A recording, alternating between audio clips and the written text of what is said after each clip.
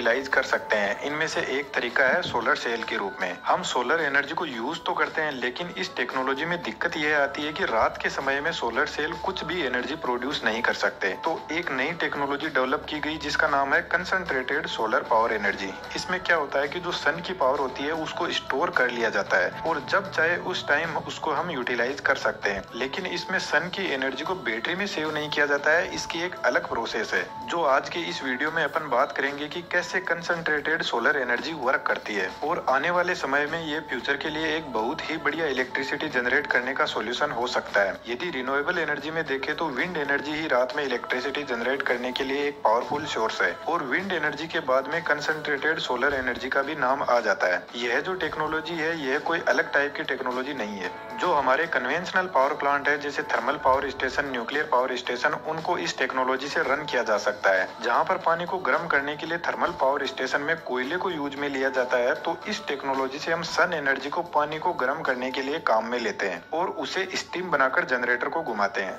जो concentrated solar energy है, जैसा कि इसके नाम से ही पता चल रहा है कि सोलर एनर्जी को एक जगह पर फोकस करना। और जब सन की बहुत सारी रेज को कंसंट्रेट किया जाता है एक जगह पर, तो इससे बहुत ज्यादा एनर्जी प्रोड्यूस होती है। और इस सन एनर्जी को एक जगह पर कंसंट्रेट करने के लिए बहुत सारे मिरर की जरूरत पड़ती है। यहाँ पर आप देख सकते हो बहुत सारे मिरर लगे हुए हैं और यह सब फ्लैट मिरर होते हैं और बीच में एक बहुत बड़ा टावर लगा रहता है जिसको बोलते हैं रिसीवर। इस टावर की हाइट लगभग 500 फीट तक होती है और इस टावर के पास में हजारों मिरर लगे रहते हैं और इन सब मिरर को एक जगह पर फोकस किया जाता है इस टावर के सबसे ऊपर वाले हिस्से पर और इसी हिस्से को बोलते हैं रिसीवर। जब इन सभी मिरर की पावर एक जगह पर कंसंट्रेट होती है तो इस रिसीवर के अंदर टेम्परेचर 500 से 1000 डिग्री सेल्सियस तक पहुंच जाता है और जब इतना टेम्परेचर होता है तो इस रिसीवर के अंदर मोल्टन सोल्ट को फ्लो करवाया जाता है। जैसा कि आप यहाँ पर देख सकते हो, एक साइड में यह मोल्टन सोल्ट इस रिसीवर में एंटर करता है और यह मोल्टन सोल्ट इस रिसीवर के अंदर जो हाई टेम्परेचर की एनर्जी है उसको एब्जॉर्ब कर लेता है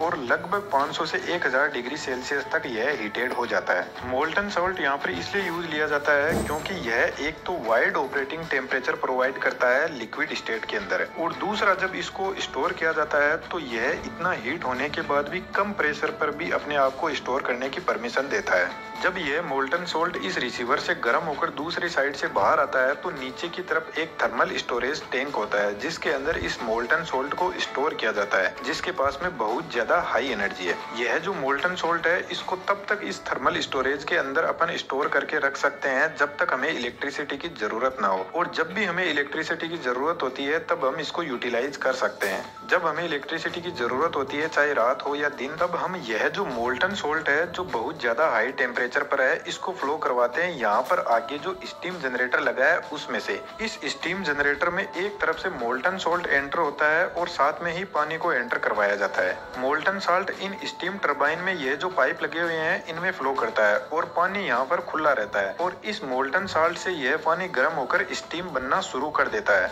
अब जो स्टीम होती है उसको जनरेटर के पास में भेज दिया जाता है और उससे जनरेटर को घुमाया जाता है और इलेक्ट्रिसिटी जनरेट की जाती है। और यह जो मोल्टन सोल्ट है जो स्टीम जनरेटर के बाद में ठंडा हो गया है, इसको एक और स्टोरेज होता है कोल्ड स्टोरेज टैंक, इसके अंदर सेव कर लिया जाता है और वापस रिसीवर के पास में गर्म होने के लिए भेज दिया जाता है और यही प्रोसेस चलती रहती है। तो यहाँ पर हमारा जो कन्वेंशनल थर्मल पावर प्लांट था जिसमें कोयले से सिर्फ पानी को गर्म किया जाता है, उसी पावर प्लांट में हम पानी को गर्म करने के लिए इस मोल्टन सोल्ट को यूज में लेते हैं और पानी स्टीम में बदलने के बाद में जो जनरेटर की प्रोसेस है इलेक्ट्रिसिटी जनरेट करने की, वह same to same thermal power plant जैसी ही है और इस पर मैंने एक अलग से वीडियो बना दिया है, उस वीडियो को आप देख सकते हो। यहाँ पर जो हजारों मिरर लगे हुए हैं उनको एक डिवाइस पर सेट किया जाता है जिसका नाम है हीलियो स्टेट और यह डिवाइस जो सन की एनर्जी है उसको एक तो ट्रैक करती है और दूसरा जो मिरर है उसकी एनर्जी को रिसीवर पर फोकस करने का काम करती है। अब यह जो रिसीवर होता है इस पर हम सोलर एनर्जी को कई टाइप से कंसंट्रेट कर सकते हैं। जैसा कि एक पैराबोलिक स्ट्रक्चर होता है, यहाँ पर आप इसको देख सकते हो जिसमें बीच में रिसीवर लगा रहता है और इस रिसीवर में भी सेम वही प्रोसेस होती है, मोल्टन सोल्ट को फ्लो करवाया जाता है। इनमें से ही एक डिश टाइप होता है जिसको आप यहाँ पर देख सकते हो और इसमें रिसीवर इसके सामने लगा रहता है और बाकी इनका काम करने का तरीका सेम वही होता है। तो जिस तरीके की जहाँ पर डिमांड होती है उस तरीके से इनको यहाँ पर सेट कर दिया जाता है और यह जो आप देखते हो सोना solar heater, solar cooker, solar water heater, यह सब इसी टेक्नोलॉजी के प्रोडक्ट है।